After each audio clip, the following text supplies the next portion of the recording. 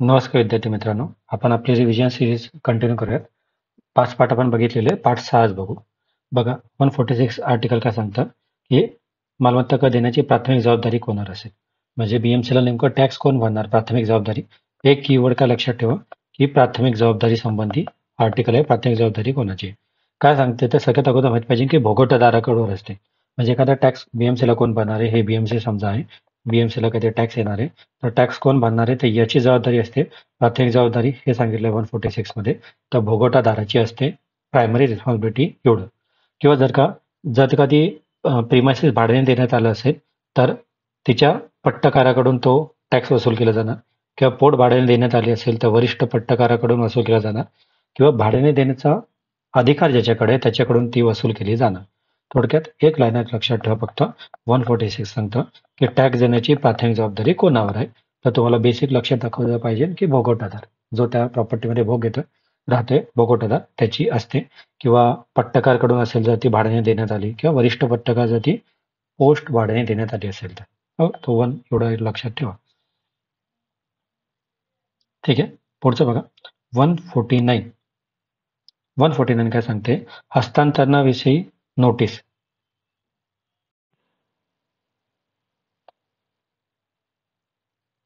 ठीक आहे, 147 पण एक असतं. 147 असतं जबाबदारीचं समविभाजन कशाप्रमाणे होणार. जर का टॅक्स संबंधी जर प्रॉपर्टी हे असेल तर त्याच्या जबाबदारीचं समविभाजन, एवढं कीवर्ड लक्षात ठेवा 147 संबंधी. आणि 147 की भाडे देण्यात आली असल्यास रक्कम जमा करण्यासंबंधी हक्क. मेन तर 147 लक्षात ठेवा, हे एक महत्वाचं आहे. ओके, आता 149 काय, हस्तांतरणासंबंधी नोटीस. इझी आहे बघा. एची प्रॉपर्टी होती, एने काय केलं, बीला हस्तांतर केली, मग प्रॉपर्टी ट्रान्सफर केली ना, तर या संबंधी नोटीस आयुक्ताला द्यावी लागते.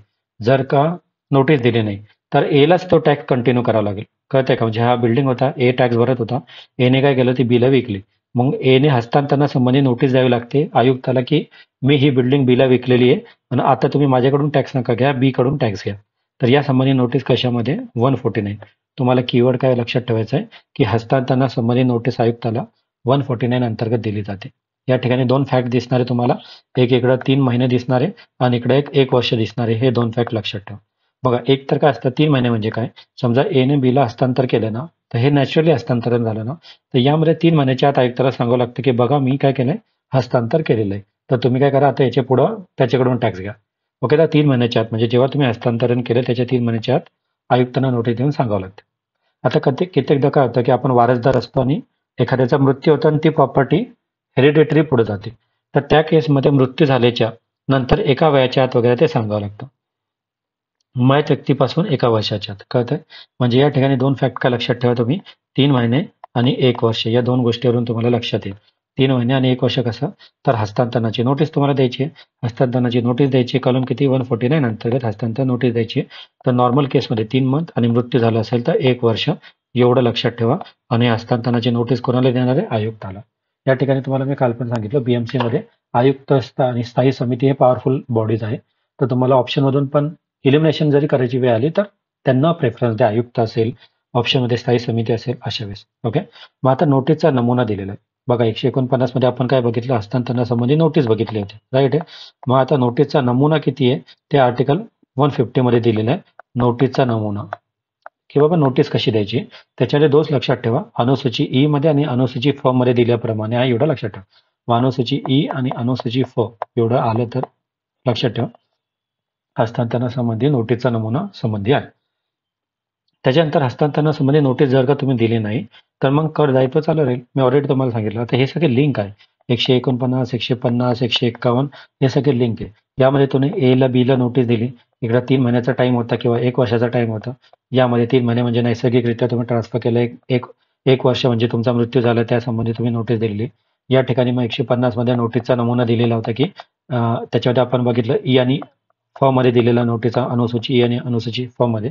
आणि 151 मध्ये काय सांगितलंय मग, की जर का तुम्ही ही नोटीस दिली नाही 149 अंतर्गत, मग ए वरच दायित्व चालू राहील.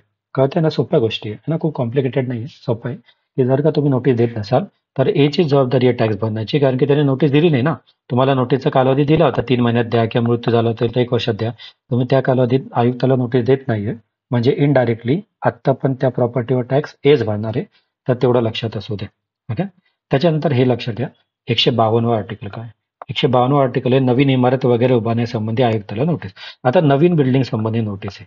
काय लक्षात ठेवा? नवीन बिल्डिंग, फक्त एवढं लक्षात ठेवा. नवीन बिल्डिंग संबंधी 152 म्हणजे नवीन बिल्डिंग. आता नव्याचे 9 दिवस असताना इकडे तुम्ही काय लिहायचं? नव्याचे 15 दिवस. नव्याचे 15 दिवस एवढं लक्षात ठेवा. हे बघा इकडे पण काहीतरी 15 असं 15 काहीतरी लक्षात ठेवा. नव्याचे 15 दिवस. नव्याचे 9 दिवस नाही, नव्याचे 15 दिवस एक्झामसाठी आहे की तुम्ही एखादी नवीन इमारत उभारत असाल, मग त्या संबंधी काय करावं लागतं? आयुक्तांना नोटीस द्यावी लागते. मग आयुक्ताला नोटीस किती दिवसात द्यायची आहे? तर 15 दिवसात. प्राथमिक दायित्व असलेला तो व्यक्ती असेल ज्याच्यावरती जबाबदारी आहे, ते 15 दिवसाच्या आत. 15 डेजचा कन्सेप्ट या ठिकाणी काहीतरी लक्षात ठेवा. नव्याचे 9, नव्याचे 15 दिवस आणि नवी संबंधी किती? 152 मध्ये नवीन इमारत संबंधी तरतूद आहे. तुम्हाला आठवेल एक्झाममध्ये. ओके. त्याच्यानंतर 152 अ काय सांगतं? अ फॉर अवैध इमारत. अ मध्ये अवैध दिसतं तुम्हाला, तर अ मध्ये अवैध इमारत वगैरे बघा. मग कन्फ्युजन नाही व्हायचं. 152 होतं नवीन, नवीन संबंधी 15 दिवस होते आणि 152 अ मध्ये काय होतं? अवैध इमारत होतं. आणि अवैध इमारत जर का तुम्ही बांधली असेल, आता खूप होतं ना, आपण काय परमिशन घेत नाही आणि एखाद्या अवैधरित्या एखादा समजा किंवा जे आपण अवैध इमारत म्हणजे काय सांगितलंय की जर का ज्या प्रादेशिक नियोजन व नगर रचण्यासंबंधीचे पण रूल्स होते की तुम्हाला एवढे फ्लोअरची बिल्डिंग मान्य केली होती किंवा तुम्हाला सांगितलं होतं की परमिशन तुम्ही घेतली होती पण परमिशनच्या बियॉन्ड तुम्ही काहीतरी एक्सेस काम केलं, तर त्या अटी पालन नाही केल्या, तर हे झालं अवैध वगैरे. तर जर का तुम्ही अवैधरित्या बांधकाम करत असाल तर तुम्हाला 2 पट रक्कम द्यावी लागते. म्हणजे कळतंय का? म्हणजे या प्रॉपर्टीमधून जर का मनपाला 100 रुपये टॅक्स भेटणार होता, तर तुम्ही ही अवैधरित्या बांधली म्हणून आता तुम्हाला काय करावं लागेल? 200 रुपये टॅक्स द्यावा लागेल. हे असतं अवैध इमारत संबंधी. म्हणजे अवैध जेव्हापर्यंत ती अवैध असेल तेव्हापर्यंत तुम्हाला त्यासंबंधी टॅक्स द्यावा लागेल. तर हे दरवर्षी 2 पट एवढी रक्कम द्यावी लागते. एवढं लक्षात ठेवा. यावर क्वेश्चन बनू शकतो. 2 पट, 4 पट, 3 पट काही बनवू शकता. 2 पट लक्षात ठेवा. कळतंय? आपण बघा 152 मध्ये बघितलंय आणि 152 अ मध्ये बघितलंय. 152 मध्ये नवीन इमारत बघितलंय. नवीन इमारत नव्याचे 15 दिवस 15 डेच्या आत द्यावं लागते बघितलं. आणि 152 अ अंतर्गत अवैध इमारत बघितलंय. आणि अवैध इमारत संबंधी असेल तुम्ही करत असाल तर तुम्हाला 2 पट रक्कम दरवर्षी पर इयर तुम्हाला भरावी लागेल, अशी तरतूद आहे. 153 काय असते की तुमची आता बिल्डिंग पाडून टाकायची. इमारत पाडून टाकण्यासाठी, काढून टाकण्यासाठी आयुक्ताला नोटीस देत नाही. तर 153 हे पण आयुक्त सगळे, तर त्यासंबंधी निर्णय आहे. तर 151 पासून 152 आणि 153 हे सगळ्या बिल्डिंग संबंधी तरतूद आहे, एवढं लक्षात घ्या. त्याच्यानंतर आपण मागं बघितलं 149 असेल, 150 जे असेल हे नोटीस संबंधी होतं. आपण बघितलं ना की नोटीस द्यायची त्या संबंधी सगळे तरतूद आहे. याने नोटीसचा नमुना सगळ्या होता त्या संबंधी तरतूद होती. तर या असं काहीतरी तुम्हाला लक्षात असू द्या. ओके. तर बघा याच्यात दिलं ऑलरेडी 146 मध्ये प्राथमिक जबाबदारी, कीवर्ड लक्षात ठेवा. 46 प्राथमिक जबाबदारी. 47 म्हणजे जबाबदारीचं समविभाजन. 1947 मध्ये भारताचं विभाजन झालं होतं, तर समविभाजन 47 असं लक्षात ठेवा. 48 मध्ये रक्कम जमा करण्यासंबंधी हक्क. त्याच्यानंतर 49 म्हणजे हस्तांतरणासंबंधी नोटीस. परत आठवा इकडे 3 महिने आपण बघितले आणि मृत्यू झाल्यावर 1 वर्ष बघितले. त्याच्यानंतर नोटीसचा नमुना, त्याच्यामध्ये आपण अनुसूची ई आणि अनुसूची फ हे बघितले, ते लक्षात ठेवा. 151 हस्तांतरणासंबंधी नोटीस दिली नाही तर टॅक्स भरावा लागेल कंटिन्यू. 152 नवीन इमारत संबंधी, नवीन इमारत 152 मध्ये नवीन इमारत नव्याचे 15 दिवस आपण बघितले तिकडं 15 डे लक्षात ठेवा. अवैध इमारत असेल, अवैध इमारत जर तुम्ही बांधली असेल तर दर वर्षाला 2 पट एवढा तुम्हाला टॅक्स द्यावा लागेल, हे लक्षात ठेवा. आणि इमारत पाडून टाकण्यासंबंधी नोटीस, हे नोटीस आयुक्त संबंधी आहे. ओके. आय थिंक तरी तुम्हाला कळलं असेल माझं काय सांगायचं. जर का तुम्हाला एक स्क्रीनशॉट घ्यायचा आहे तर घेत चला. सो एक्झाममध्ये तुम्हाला फायद्याचं होईल. ओके. ठीक आहे. मागचे एकदा बघा 128 मध्ये कराचे दर संबंधी होतं माहिती आहे. अर्थसंकल्पीय अंदाज होते अंतिमरित्या अंगीकाराचे. खर्च व प्राप्तीचा अंदाज ब मध्ये दिलेला होता. मालमत्ता कर याच्यामध्ये कोणत्या कराचा समावेश होतो त्याच्यावर क्वेश्चन बनवू शकतो. त्याच्यानंतर भांडवली मूल्यानुसार बसायचे कर आपण बघितलंय. 1 एप्रिल 2010 पासून आपण भांडवली मूल्य पद्धत ऍक्सेप्ट केलेली आहे. तर त्यासंबंधी कोणते कर कसे बसायचे 140 अंतर्गत होतं. त्याच्यानंतर पाणी कर 141, मल निस्सारण कर 142 आणि सर्वसाधारण कर 143 यासंबंधी आपण ऑलरेडी बघितलं आहे. सो तुम्हाला ते माहित आहे. ठीक आहे. आता आपण आहे ना कर निर्धारण पुस्तकासंबंधी बघतोय, त्यासंबंधी तरतूद आहे. तर 1 बाय 1 खाली जाऊया डायरेक्ट. बघा पहिले काय सांगितलेलं आहे. 154 काय? पट्टीयोग्य मूल्य किंवा भांडवली मूल्य कसे निर्धारण करायचे. आता आहे ना, म्हणजे बाबा एखाद्या प्रॉपर्टीवर तुम्हाला टॅक्स लावायचा आहे ना, मग त्या टॅक्स लावताना ते कसं कॅल्क्युलेट करायचं त्यासंबंधी तरतूद 154 मध्ये आहे. एवढं एक बेसिक तुम्हाला माहित पाहिजे की नेमकं काय विचारलं की त्या प्रॉपर्टीवर टॅक्स लावायचा आहे. पट्टीयोग्य मूल्यानुसार आपण अगोदर लावत होतो, आता आपण भांडवली मूल्यानुसार लावतो. तर किती टॅक्स लावायचा त्या संबंधित तरतूद आहे. तर काय मालमत्ता कर निर्धारण करण्यायोग्य इमारती वार्षिक भाडे देण्यात आली असती, तर त्या वार्षिक भाड्याचा वाजवी रीतीने भाडे देण्यात म्हणजे जर का ते भाड्याने दिली असती, तर त्याच्यातून जी रक्कम राहिली असती, तर त्याच्या शेकडा 10% इतकी रक्कम वजा करून तुम्हाला फक्त लक्षात ठेवायचं एक्झामसाठी महत्त्वाचं शेकडा 10% रक्कम वजा करून म्हणजे जर ती रक्कम आपण प्रॉपर्टी भाड्याने दिली असती, तर त्याच्यातून काहीतरी आपल्याला रेव्हेन्यू जनरेट झाला असता. तर त्याच्यातून 10% रक्कम वजा करून तेवढं तुम्हाला म्हणजे जी रक्कम येईल त्याच्या प्रमाणात तुम्हाला तर द्यावं लागतं. मग यासंबंधी त्याने सांगितलंय आता एखाद्या एखाद्या आपण ह्याच्यावर बिल्डिंगवर टॅक्स लावतोय, तर हे 2 काहीतरी नियम आहे. मुंबई मुद्रांक अधिनियम 1958 आणि मुंबई मुद्रांक संपत्ती वास्तविक बाजार मूल्य ठरवणे नियम 1995. म्हणजे काय आहे ऍक्च्युअल मार्केट प्राइस ठरवण्यासाठी संबंधित नियम 1995चा आहे आणि मुंबई मुद्रांक अधिनियम 1958चा आहे. आणि याच्यानंतर मुद्रांक शुल्क सिद्ध गणक हे एक आहे. मुद्रांक शुल्क सिद्ध गणक या हिशोबाने मग ते ठरवलं जातं. यामध्ये ना वेगवेगळे म्हणजे बाबा तुमच्या जमिनीचे स्वरूप कसे किंवा तुमचं क्षेत्र किती आहे, तुमचा कार्पेट एरिया किती आहे किंवा तुम्ही कोणत्या पर्पजसाठी ती वापरताय. तुम्ही हॉटेलसाठी वापरताय का, तुम्ही वाणिज्य कार्यासाठी वापरताय का, हॉटेल पण 3 स्टार आहे 4 स्टार आहे किंवा तुम्ही एखाद्या उद्योगासाठी वापरताय, एखाद्या मॉलसाठी वापरताय किंवा तुमची बिल्डिंग किती जुनी आहे. म्हणजे बरेच फॅक्टर एखादी बिल्डिंगवर टॅक्स लावणं म्हणजे आपण पण बघतो ना एखाद्या सिटीमध्ये आपण बघतो एकाच बिल्डिंगवर वेगवेगळ्या एरियामध्ये वेगवेगळे टॅक्स असतात. किती फ्लोअरची बिल्डिंग आहे, मग जमीनच्या फ्लोअरला वेगळा रेट, मग 5वा 6वा मजला असेल तर त्याला वेगळा रेट. तर हे सगळं ठरवण्यासंबंधी आहे. तुम्हाला फक्त ते वरचं 10% एवढं एक लक्षात ठेवा आणि काय लक्षात ठेवा की ही सगळी तरतूद 154 अंतर्गत केली आहे. ओके. हे रिव्हिजनचं लेक्चर आहे म्हणून मी त्याप्रमाणेच घेतोय मित्रांनो तुमचं. आणि आणि एकदा आपण जे भांडवली मूल्य ठरवतो ना, हे 5-5 वर्षात रिवाईज होतं एवढं लक्षात ठेवा. ओके. हे एक कीवर्ड आहे की भांडवली मूल्य ठरवल्यानंतर किती वर्षात रिवाईज होतं. तर 2010 मध्ये आपण केलं होतं, मग 2015 मध्ये रिवाईज झाला, मग 2020 मध्ये झालं असेल, करोना असेल तर एखाद वर्ष मागं, त्याच्यानंतर 2025 म्हणजे 5-5 वर्षामध्ये ते भांडवली मूल्य रिवाईज होणार आहे या संबंधित तरतूद आहे. ओके. त्याच्यानंतर 154 काय सांगतात 154 ना ट्रान्झिशन प्रोव्हिजन होतं 2010, 11, 12 साठी जेव्हा आपण आपण कॅपिटल व्हॅल्यू सिस्टम अडॉप्ट केली होती, तर त्या संबंधित तरतूद 154 अंतर्गत होती. तेव्हा कसा टॅक्स लावायचा त्या संबंधित तात्पुरती तरतूद होती, तेवढं लक्षात ठेवा. या तात्पुरती तरतुदी संबंधित आहे. त्याच्यानंतर 155 काय 155 हे आयुक्ताला मालकाकडून किंवा भोगवटादाराकडून विवरणपत्रे मागवता येतील आणि कर निर्धारणायोग्य परिवस्थेत प्रवेश करता येईल व तिचे निरीक्षण करता येईल. म्हणजे काय 155 अंतर्गत आयुक्ताला पॉवर काय की तो काय करू शकतो भोगवटादाराकडून किंवा मालकाकडून विवरणपत्रे मागू शकतो आणि जर का त्याला क्रॉस चेक करायचं असेल तर तो त्या प्रॉपर्टीमध्ये जाऊन निरीक्षण करू शकतो की तुम्ही आम्हाला एवढं टॅक्सचा पेपर सबमिट केले, पण ते ऍक्च्युअल तेवढीच प्रॉपर्टी आहे का, जास्त तर नाही, कमी तर नाही. मग त्या संबंधी जागेचं नाव, दायित्व, वस्तीस्थान कळतंय का? म्हणजे ऍक्च्युअली इन्व्हेस्टिगेशन 155 अंतर्गत आयुक्ताला ती पॉवर आहे की बाबा एक तर तुम्ही तुमचे मालक किंवा जे भोगवटादार असेल ते तुमचे विवरणपत्र सबमिट करा आणि त्याच्यानंतर ऍक्च्युअल जाऊन त्या प्रॉपर्टीला निरीक्षण करणं की ते बरोबर टॅक्स भरताय का नाही, हे आयुक्ताला पॉवर आहे. हे 155 मध्ये एक लक्षात असू द्या. त्याच्यानंतर 156 काय सांगता येतं निर्धारण पुस्तकात कोणत्या गोष्टी असतात. आता महत्वाचं बघा निर्धारण पुस्तकावर सगळा खेळ चालू आहे मित्रांनो. एक निर्धारण पुस्तक म्हणजे काय समजून घ्या की पूर्णच्या पूर्ण टॅक्स संबंधी एक मोस्ट इम्पॉर्टंट बुक म्हणजे निर्धारण पुस्तक आहे.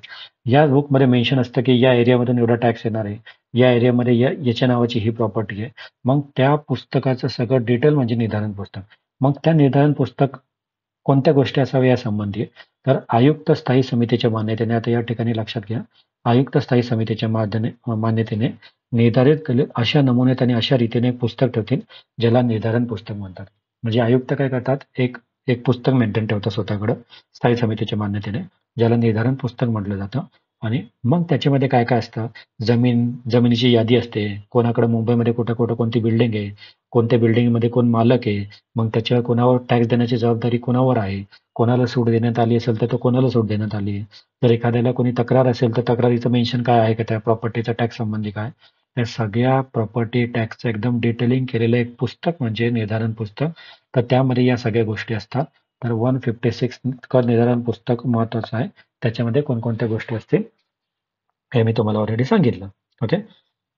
मग त्याच्याने ठीक आहे पाणी आकार पाणी कर वगैरे कसं बसायचं त्याच्यामध्ये तरतुदी. 157 काय सांगितलंय प्रत्येक प्रभागासाठी स्वतंत्र आणि आवश्यकता भासल्यास प्रत्येक भागासाठी एक निर्धारण पुस्तक तयार करता येईल. म्हणजे 157 काय सांगतो आपण बघितलंय कलम 19 नंतर आपण काय करतो एक एक प्रभागामध्ये पूर्ण मुंबईला वाटत असतो एक प्रभागीय रचनेनंतर. मग जर का आयुक्ताला वाटलं की प्रत्येक प्रभागासाठी एक निदान पुस्तक प्रशासकीय प्रयोजनासाठी असलं पाहिजे तर किंवा वेगवेगळ्या भागासाठी तर ते करण्याचा अधिकार 157 मध्ये दिलेला आहे. म्हणजे प्रत्येक प्रभागासाठी स्वतंत्र आणि आवश्यकता भासल्यास प्रत्येक भागासाठी कर निर्धारण पुस्तक तयार करणे. कारण की त्याच्यामध्ये सगळं रेकॉर्ड आहे ना, सगळं त्याच्यातूनच येणार आहे. मग त्या भागासाठी किंवा प्रत्येक प्रभागासाठी स्वतंत्र पुस्तक मेंटेन करण्याचा अधिकार 157 अंतर्गत दिलेला आहे. त्याच्यानंतर 158 काय सांगतं, 2 किंवा अधिक व्यक्तींना स्वतंत्रपणे भोगवटा करण्याकरता भाड्याने दिलेल्या मालमत्तेची गणना कशी करायची. बघा आता काय काय असतं माहिती आहे का, कधी कधी एक बिल्डिंग असते, इकडं ए आणि इकडं बी असे 2 फ्लोअर असते. इकडं ए असतं, इकडं बी असतं. इकडं ए हा म्हणजे राहत असतो व्यक्ती भोगवटादार, इकडं बी आता हे दोघं वेगवेगळे. मग आता या दोघा आपण जेव्हा टॅक्स लावतो तर याला एकच बिल्डिंग कन्सिडर करायचं की याला 2 वेगवेगळे बिल्डिंग कन्सिडर करायचं, त्या संबंधित तरतूद आहे.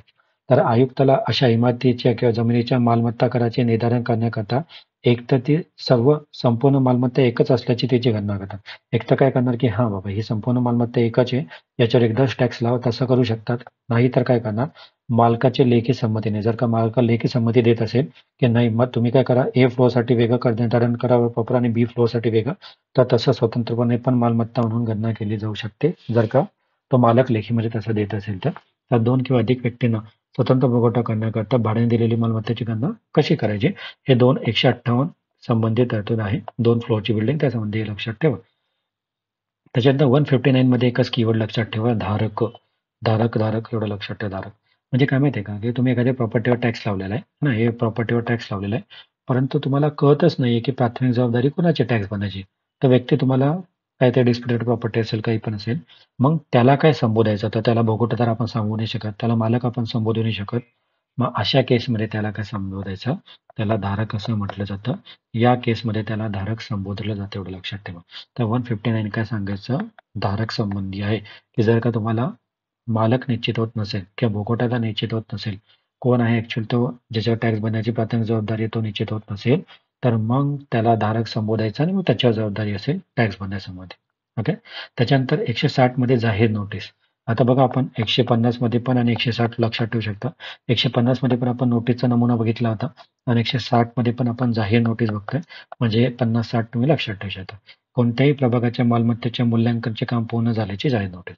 160 काय सांगते की बाबा हे बघा, हा प्रभाग होता आपला आणि या P1 प्रभागामध्ये मूल्यांकनचं काम पूर्ण झालेलं आहे आणि या संबंधी आपली जी नोटीस आहे ते शासकीय राजपत्रात किंवा स्थानिक वृत्तपत्रात आयुक्ताला योग्य वाटेल तर इलेक्ट्रॉनिक माध्यमासह ते देतील की बाबा या प्रभागामध्ये मूल्य जे होतं, मूल्यांकन जे करायचं होतं ते काम पूर्ण झालेलं आहे, तर त्या संबंधी तरतूद दिलेली आहे. ओके. कोणकोणत्या निरीक्षण झालं, काय झालं, त्यासंबंधी नोटीस द्यायची जाहीर ते 160 अंतर्गत केलं आहे. 161 काय असतं, आता कर निर्धारण पुस्तक सगळ्यांसाठी खुले असणे. आता आपण कर निर्धारण पुस्तकासंबंधी नोटीस दिली 160. आता आहे ना ते बुक आहे ना सगळ्यांसाठी ओपन आहे. का? कारण की त्याच्या हिशोबाने टॅक्स लागणार आहे ना सगळ्यांवर. मग जर का एखाद्याला वाटलं की बाबा त्याच्यात काही डिस्प्युटेड आहे, माझ्यावर जास्त टॅक्स लावलं जातोय, माझी प्रॉपर्टी एवढी मोठी नाहीये, मग ते ओपन ठेवतात की बाबा या तुम्ही बघा ते कर निर्धारण पुस्तक, तुम्हाला वाटत असेल की त्याच्यामध्ये काही जास्तीचा टॅक्स लावलाय तर तुम्ही त्याच्यावर ऑब्जेक्शन घेऊ शकता. तर याच्यात काय लक्षात ठेवा फक्त, की जर का मालक त्या आता एखादी प्रॉपर्टी समजा, पण त्या प्रॉपर्टी संबंधी एखादा मालक असेल किंवा एखादा भोगवटादार ज्याच्यावर त्याची जबाबदारी बनायची, जर का तो व्यक्ती आला तर त्याला फ्रीमध्ये ते त्याच्या परत वगैरे भेटेल, त्या विनामूल्य देण्यात येतील, त्याचे उतारे वगैरे काही पण असेल. कळतंय? म्हणजे कर निर्धारण पुस्तकामध्ये काहीतरी डाऊटफुल गोष्ट आहे आणि तुम्हाला वाटतं की तुमच्यावर टॅक्स जास्त लावलं, तर तुम्ही ओपन केलं होतं कर निर्धारण पुस्तक, तुम्ही गेला, तर जर का तुम्ही मालक किंवा भोगवटादार किंवा प्राथमिक जबाबदार असणारा व्यक्ती असाल त्या प्रॉपर्टी रिलेटेड, तर तुम्हाला फ्रीमध्ये त्याच्या म्हणजे उतारे वगैरे घेता येतील त्याचे. पण जर का अदर कोणतरी व्यक्ती तुमची प्रॉपर्टी आणि तुम्ही सोडून दुसरा कोणतरी गेला ते बघायला, तर त्यावेळेला स्थायी समितीच्या मान्यतेने आयुक्त जी फीस ठरवतील ती फीस भरावी लागेल आणि त्यानंतर तुम्हाला ते उतारे असेल किंवा ते गोष्टी असतील ते बघता येते. तर या ठिकाणी लक्षात घ्या, मालक किंवा भोगवटादार गेला तर फ्रीमध्ये असेल आणि अन्य व्यक्ती गेला तर स्थायी समितीच्या मान्यतेने आयुक्त ठरवतील, तेवढी रक्कम अदा करावी लागेल आणि त्यानंतर तुम्हाला ते बघता येईल. ओके. आता 162 काय सांगते, 162 सांगते की मूल्यांकन विरुद्ध करायची तक्रार ज्या अवधीत दाखल करायची ते अवधी सांगितलं. म्हणजे आता तुम्ही बघितलं 161 मध्ये तुम्ही आला सगळं बघितलं की काय काय जास्त टॅक्स लावलाय का, आता तुम्हाला तक्रार करायची आहे. तर तक्रार केव्हा करायची आहे, तर 160 अंतर्गत आपण नोटीस देतो ना बघा, आपण जाहीर नोटीस दिली होती, तर 160 अंतर्गत जाहीर नोटीस दिल्याच्या 21 दिवसापेक्षा कमी नसेल, म्हणजे मिनिमम 21 दिवस, 21 दिवसाच्या नंतरचा कालावधी असेल, 21 दिवसाच्या नंतरचा. कारण की काय झालं, 160 अंतर्गत तुम्ही नोटीस दिलं, एक निदान पुस्तक ओपन केलं, 161 अंतर्गत आता त्याच्यानंतर 161 अंतर्गत ते कर निर्धारण पुस्तक ओपन केलं सगळ्यांसाठी. सगळेजण आले, त्यांनी ऑब्जेक्शन घेतलं, काय त्याची फ्रीमध्ये कॉपी काय असेल ती घेऊन गेले. मग याला 21 दिवसाचा कालावधी लागू शकतो. तर 21 दिवसानंतरचा जो कालावधी असेल त्याच्या केसमध्ये मग तिकडे तुम्ही सांगायचं की काय तुम्हाला त्यासंबंधी काही तक्रारी असेल, काही अवधी असेल त्यासंबंधी. कळतं? तर या संबंधी अवधी दिलेला आहे. आणि जर एखादी गोष्टीवर पहिल्यांदाच प्रथम निर्धारण करण्यात आलं असेल तर या केसमध्ये पण 21 दिवसाच्या आत कोणत्याही नोंदणी विरुद्ध तक्रार करता म्हणजे हे सांगितलं. तर तुम्हाला काय सांगितलं की 21 दिवसाचा कालावधी इकडे लक्षात ठेवा. इकडे 15 दिवस मेन्शन नाही, इकडे 21 डेजचा कालावधी. जाहीर नोटीस नंतर 21 दिवसाच्या आत नसेल एवढा कालावधी, त्यावेळेस तुम्हाला त्या तक्रारी त्यासंबंधी हे करायचे. त्याच्यानंतर 163 मध्ये त्याची रीत आणि अवधी दिलेला आहे. म्हणजे तक्रारीचा अवधी आणि त्यासंबंधी रीत 163 अंतर्गत दिलेला आहे. मग तक्रारी लेखी काय पाहिजे, आयुक्ताला सादर केली पाहिजे, शेवटच्या दिवशी जर त्याच्या अगोदर सबमिट करा. थोडक्यात परंतु स्पष्टपणे म्हणजे नेमकं काय आहे की तक्रार कशी मांडायची ते एकदम स्पष्टपणे आणि म्हणजे थोडक्यात मांडली पाहिजे तुमची तक्रार. आयुक्ताला ज्या दिवशी त्यांनी सांगितलं शेवटचा दिवस त्याच्या अगोदर सबमिट करायची आहे, तर त्या तक्रारीच्या अवधी आणि रीत संबंधित दिलेलं आहे. त्याच्यानंतर आता ते तक्रार वगैरे सगळी झाली. आता तक्रारीची सुनावणी 164 अंतर्गत होणार आहे. म्हणजे तुमच्याकडे काही टॅक्स लावला, तुम्ही तक्रार केली, आता तक्रारीसाठी तुम्हाला बोलवलं, मग तुम्हाला डेट आणि टाइम लक्षात ठेवा. 164 म्हणजे डेट आणि टाइम एवढं लक्षात ठेवा. ज्या दिवशी ज्या जागेवर तुम्हाला बोलवलं जाईल, आता आयुक्त तुम्हाला काय म्हणतील की ठीक आहे बाबा, आम्ही तुमची तक्रार तुम्ही नोंदवली, आम्हाला त्या ॲग्री झाली, त्यासंबंधी सुनवाई करायची आहे, तर तुम्ही काय करा, येणाऱ्या 1 जानेवारीला तुम्ही काय करा, या जागेवर या, तुम्ही कोणता पण एरिया असेल त्या ठिकाणी या. तर त्याचा डेट सांगतील आणि 10 वाजता सकाळी 10 वाजता हजर राहा असं सांगतील. तर ते डेट आणि टाइम आयुक्त सांगतील त्या सर्व तक्रारीचं ज्या दिवशी ज्या वेळेला सांगतील त्या दिवशी तुम्हाला एक लेखी नोटीस देते. त्यावेळेस त्यामध्ये हजर राहण्यासंबंधी तरतूद आहे. 164 मध्ये तुम्हाला डेट आणि टाइम लक्षात ठेवा, तुम्हाला लक्षात येईल. आणि 165 फायनली आता तक्रारीचा निकाल काढायचा ना. एवढा सगळा फापड पसारा झाला, आता तक्रारीचा निकाल आहे. मग त्या तक्रारीच्या निकालासंबंधी सुनवाई. आता समजा तुम्हाला सांगितलं होतं की 164 अंतर्गत तुम्ही 1 जानेवारीला 10 वाजता हजर राहा. तुम्ही हजर राहिले नाही तरी पण आयुक्त काय करतील, त्याच्या वेळेस तुमचा निर्णय देतील. हां, तुम्ही जर का वाजवी कारण दिलं आणि आयुक्ताला ते पटलं तर ते स्थगित करू शकतात. पण नंतर नाही तर ते एक म्हणजे हे देतील. तुम्हाला इकडे क्वेश्चन काय बनू शकतं की बाबा तुम्हाला त्या दिवशी तुम्ही हजर राहू नाही शकले, मग त्यावेळेस ती सुनवाई ऑटोमॅटिक पुढे जाईल का? तर असं नाहीये. तुम्हाला तिकडे हजर राहायचं आहे. हां, प्रॉपर रिझन जर तुमच्याकडे असेल काही हजर न राहण्याचं, तर त्या केसमध्ये आयुक्त त्याला एंटरटेन करते. ओके. आणि मग तक्रारी निकाल काढल्यानंतर जो पण निर्णय असेल, तो कलम 164च्या खाली ठेवण्यात आलेल्या तक्रारीचे पुस्तक नमूद केलं जाईल आणि आवश्यक सुधारणासह कर निर्धारण पुस्तकात करण्यात येईल. म्हणजे मग काय ते जे पण सुधारणा झाले की फायनली बघा तुम्ही सांगत होते की टॅक्स जास्त लावलाय, मग थोडा टॅक्स कमी करण्यात आला. मग जे पण चेंजेस झाले, मग त्याच्यामध्ये ते कर निर्धारण पुस्तकामध्ये ते समाविष्ट करतील की बाबा हां, अगोदर आम्ही चुकून जास्त टॅक्स लावला होता, तर आता आम्हाला ते सोल्युशन झालं, आता कमी टॅक्स लावतोय. तर हे सगळं आता तुमचं तक्रारी निकाल लागलेला आहे. म्हणजे आता तुम्ही फ्री झालेला आहात. ओके. आता 166 काय सांगतं, सर्व तक्रारी निकाल काढण्यात आल्यानंतर प्रभाग कर निदान पुस्तकात अधिप्रमाणन करणे. सगळ्यात महत्त्वाचा आर्टिकल 166 अधिप्रमाणन एवढं कीवर्ड लक्षात ठेवा. 166 मध्ये अधिप्रमाणन करणे. म्हणजे आता काय होतं, फायनली आता हे एक फायनल पुस्तक बनलंय त्या फायनान्शियल इयरसाठी. कारण की आता सगळं फायनल झालेलं आहे. म्हणजे तुमच्या तक्रारीची नोंद झाली, तुम्हाला काय डिस्प्यूट होते, तुमच्यासाठी ओपन केलं होतं ते पुस्तक सगळं झालं. आणि आता फायनली त्याला कर निर्धारण पत्रकामध्ये अधिप्रमाणन करण्यात आले.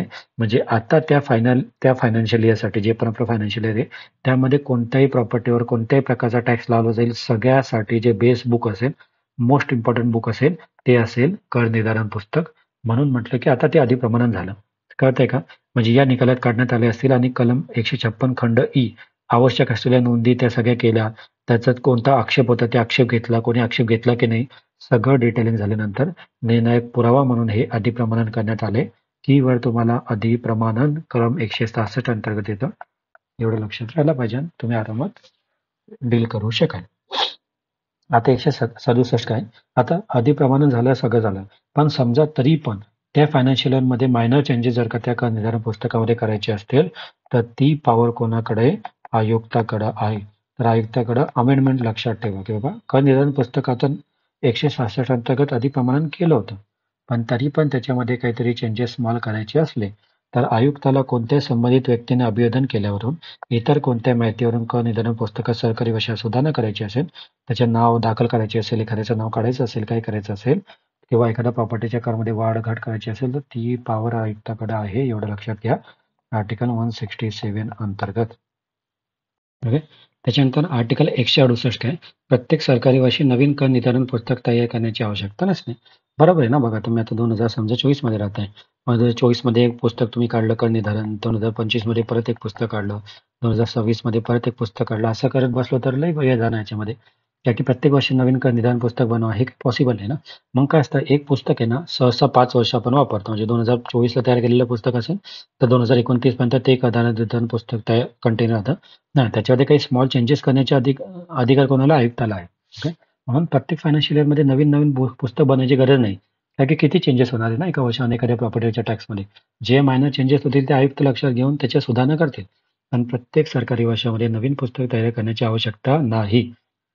परंतु 5 वर्षातून किमान एकदा तरी नवीन कर निर्धारण तयार करावेच लागेल. म्हणजे 5 वर्षात एकदा बुक बनवावंच लागेल. प्रत्येक वर्षी नवीन बुक बनवण्याची गरज नाही. मग आयुक्त काय करतो, मागच्या वर्षीचा टॅक्स बघतो की बाबा हां, ए प्रॉपर्टी होते त्याच्यावर टॅक्स होता. त्याच्यामध्ये मायनर चेंज करून काहीतरी करून मग तेच 2026 साठी कंटिन्यू करतो. मग ते 2027 साली कंटिन्यू करतो. असं मायनर चेंज आयुक्त कंटिन्यू येतो. हां, पण 2024 नंतर 2029 मध्ये नवीन कर निर्धारण पुस्तक तयार होते. पण त्यासंबंधी नोटीस, जाहीर नोटीस वगैरे देणं किंवा ते ओपन वगैरे ठेवणं या गोष्टी दरवर्षी कराव्या लागतात. ओके. त्याच्यानंतर आता 169 पाणी करासंबंधी किंवा आकारासंबंधी नियम आपल्याला माहिती आहे. 170 मल कर संबंधी नियम, 172 त्या सुधारणा वगैरे संबंधी या सगळ्या गोष्टी याच्यामध्ये दिलेल्या आहे. एक थोडक्यात बघू आपण. बघा 169 पाणी कर आणि आकार या संबंधी नियम. थोडं लक्षात ठेवा. आपण 141 अंतर्गत काय बघितलंय, पाणी कर कोणत्या प्रिमायसेसवर लागणार. त्याच्यानंतर 169 त्या संबंधी नियम बघितले आणि 128 मध्ये काही अंतर्भूत असले. 128 आठवतं तुम्हाला? आपण मग बघितलं होतं की टॅक्सचे रेट किंवा बेस्टमध्ये भाड्याचे रेट कसे डिसाईड करायचे.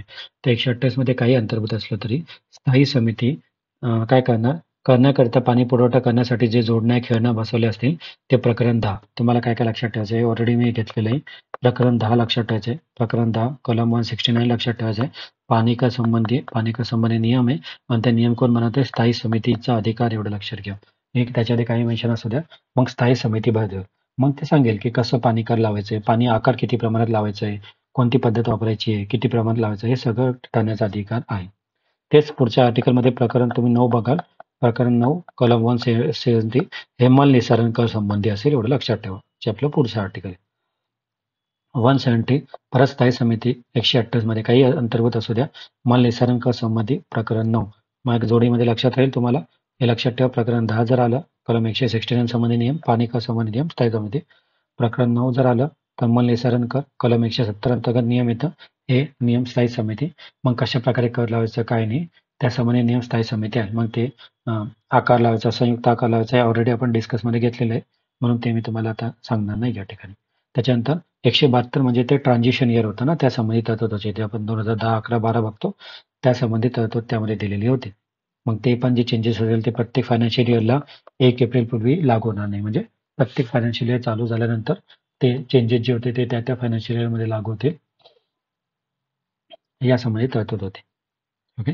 त्याच्यानंतर 173 काय होते, बोगटदाराकडून वसूल करणे. 173 काय होता, कोणत्याही व्यक्तीने दिलेला पाणी कर किंवा मलनिस्सारण कर परिवस्तूत दाखल दिला असेल तर परिवस्तूच्या बोगटदाराकडून वसूल करण्यात येईल. म्हणजे काय माहिती आहे का, 173 काय सांगते की बाबा तुम्ही तो जो पण पाणीपट्टी असेल, पाणी कर असेल, पाणी आकार असेल, मलनिस्सारण कर असेल, ते बोगटादाराकडून वसूल करणं.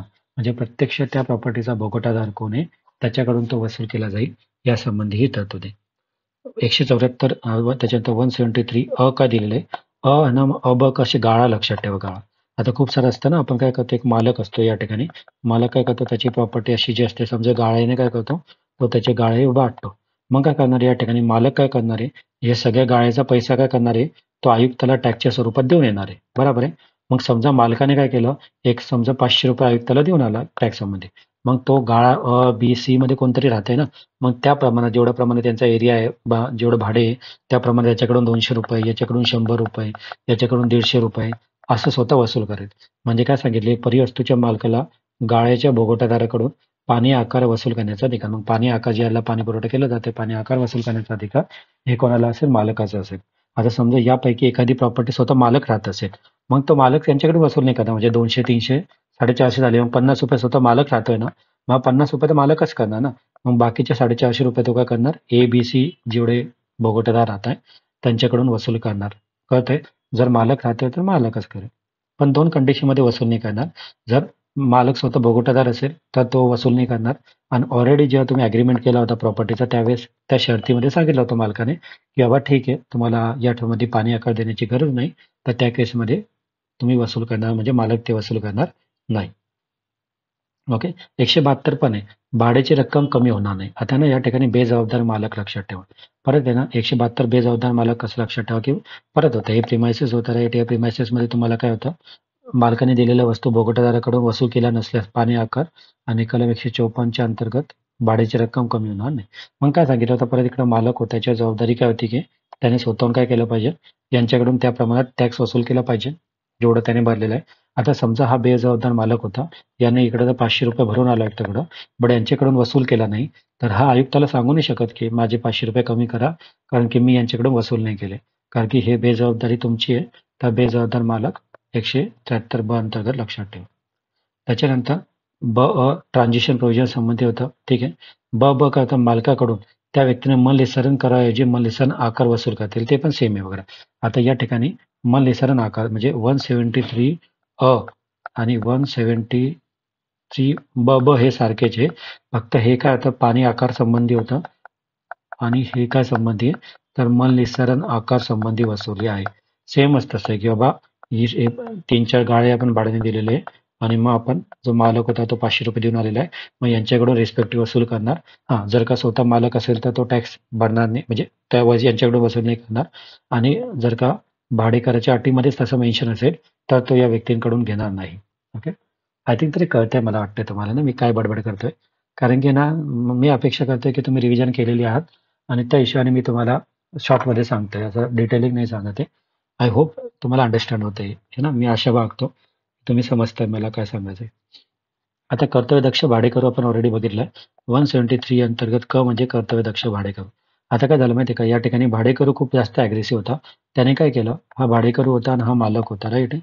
हा मालक झाला, समजा हा भाडेकरू झाला आणि हा आयुक्त आहे आपल्या ते वरती बसलेले. आता काय केलं भाडेकरू आहे ना स्वतः ऍक्च्युली मालकाने जबाबदारी आहे ना त्याचा टॅक्स भरायची आणि मालक काय करतो भाडेकरू करून वसूल करतो, अशी सिक्वेन्स असते. पण भाडेकरू थोडा ऍक्टिव्ह होता. भाडेकरूने काय केलं, ऑलरेडी स्वतःच काय केलं, मालक आयुक्ताला ₹500 देऊन आला आणि आता मग आयुक्ताला भाडेकरूने पैसे भरले ना त्या टॅक्सचे. मग भाडेकरूला अधिकार असेल की तो मालकाकडून ₹500 घेऊ शकतो किंवा जी पण त्याचा भाड्याची रक्कम असेल त्याच्यातून तो वजा करू शकतो. कळतंय का? पर्यस्तूच्या भाड्यात मोजून केलेल्या पाणीपुरवठ्यातील पाणी आकार किंवा जे असे अंतर्गत असेल त्या भोगवटादाराकडून असलेल्या व्यक्तीने त्या आयुक्ताला दिले. ते सगळं टिपिकल लँग्वेजमध्ये दिलेलं आहे. हे सगळं त्यासंबंधी आहे. कर्तव्यदक्ष भाडेकरू लक्षात ठेवा. आता आहे ना कराचा परतावा संबंधी इंटरेस्टिंग लक्षात ठेवा मित्रांनो. 174 काय पाणी कर आणि मलेसन खर्चाचा परतावा केव्हा आणि कोणत्या प्रमाणात मिळेल. आता काय असतं माहिती आहे का, कलम 197 अंतर्गत आपण बघतो की जो पण आपण मालमत्ता कर असतो ना तो 6 महिने आपण ऍडव्हान्समध्ये भरत असतो. म्हणजे 1 एप्रिलला आपण नेक्स्ट 6 महिन्याचा ऍडव्हान्समध्ये भरत असतो टॅक्स आणि 1 ऑक्टोबरला नेक्स्ट 6 महिन्याचा आपण टॅक्स भरत असतो. मग काय असतं या 6 महिन्याचा टॅक्स तुम्ही ना ऑलरेडी काय असतं आगाऊमध्ये आपण मागच्या वेळेस भरलेला असतो. तर या 6 महिन्याचा टॅक्स आहे ना आगाऊमध्ये तुम्ही या ठिकाणी भरलेला असतो. मग तुम्हाला काय करता जर का समजा 30 डेजच्या जवळपास तुमची प्रॉपर्टीमध्ये कोण राहतच नसेल. आता तुम्ही काय केलं 1 एप्रिल म्हणजे एप्रिल 1 एप्रिल पासून तर 30 सप्टेंबर ओके. 1 एप्रिल पासून 30 सप्टेंबरचा ऑलरेडी तुम्ही काय केलेलं आहे त्या पाणी कर जे असेल ते भरला. परंतु 30 डे आहे ना तुमच्या इमारतीमध्ये कोणी राहतच नाही. मग पाण्याचा वापर नाही झाला. मग तुम्हाला काय करावं लागेल जे सेकंड 6 मे चालू होईल त्याच्या 30 दिवसाच्या आत तुम्हाला सांगावं लागेल की बघा मी मागच्या 6 महिन्यासाठी टॅक्स भरला होता.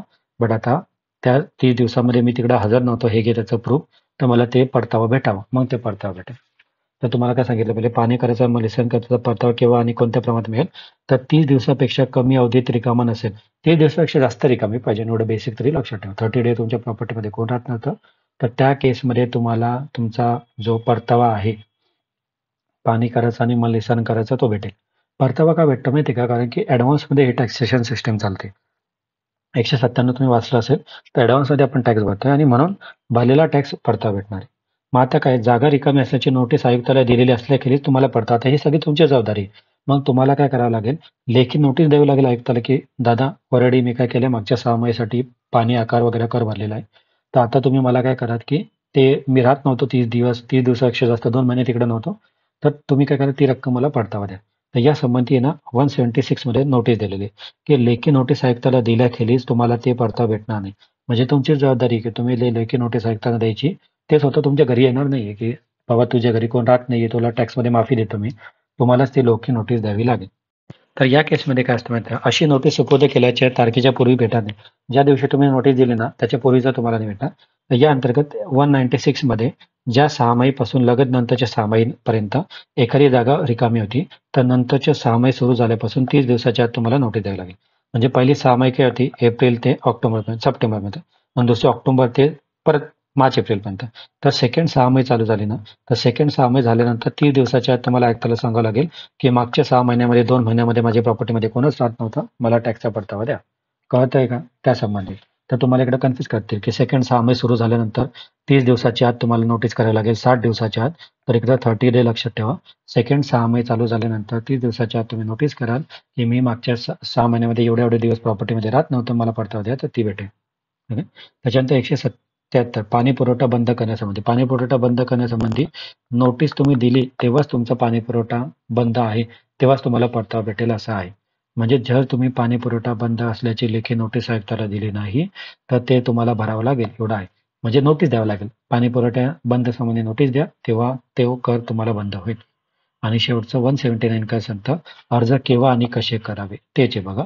कोणत्याही मालमत्ता कर्ज जर का तुम्हाला परतावा मिळवण्याकरता ज्या सहामाही संबंधित हक्काची मागणी करायची असेल, ती सहामाही संपल्यानंतर 30 दिवसाच्या आत आयुक्ताकडे लेखी अर्ज केला नसेल, तर त्या कराचा किंवा त्या रकमेचा हक्क मागणी करता येणार नाही.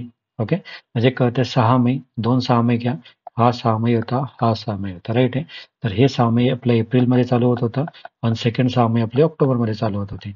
मग तुम्हाला या सहामाही संबंधी हप्त्याची वसुली पाहिजे, तर सेकंड सहामाही चालू झाल्यानंतर 30 डेच्या आत तुम्हाला काय करायला आयुक्ताला लेखी नोटीस द्यायची आहे आणि तेव्हाच भेटेल. मग त्यामध्ये तुम्हाला काय करावं लागेल की बाबा हे बघा, कलम 200 अंतर्गत आहे ना, मी हे बिल भरलेलं आहे. त्या बिलचं प्रूफ वगैरे घ्या की बघा मी ना त्या ठिकाणी तुम्हाला ₹500 टॅक्स भरला होता आणि मी या दिवशी राहिलो नाही, तर तेवढं मायनस करा, काय करा. तर ते जोडीचा पुरावा म्हणून तुम्हाला द्यावा लागेल. मूळ पावती, रक्कम चुकती केल्याची पावती, पुरावा प्रूफ म्हणून जोडलेला नसेल तर मग ते तुम्हाला म्हणजे आयुक्त ते रिजेक्ट करू शकतो. तर कळतंय का? याच्यावर क्वेश्चन बनू शकतं सेकंड सहामाही 30 दिवस. तर एवढं लक्षात असू द्या. त्यानंतर ते एंटरटेन होतं. ओके, ठीक आहे, एवढं करू. पुढच्या लेक्चरमध्ये आपण याच्या पुढचे आर्टिकल बघू. आय होप तुम्हाला लेक्चर कळालं असेल. छान रिव्हिजन करा. ऑल द बेस्ट सगळ्यांना. लेक्चर आवडलं असेल तर कमेंट बॉक्समध्ये नक्की सांगा. भेटूयात नेक्स्ट लेक्चरमध्ये.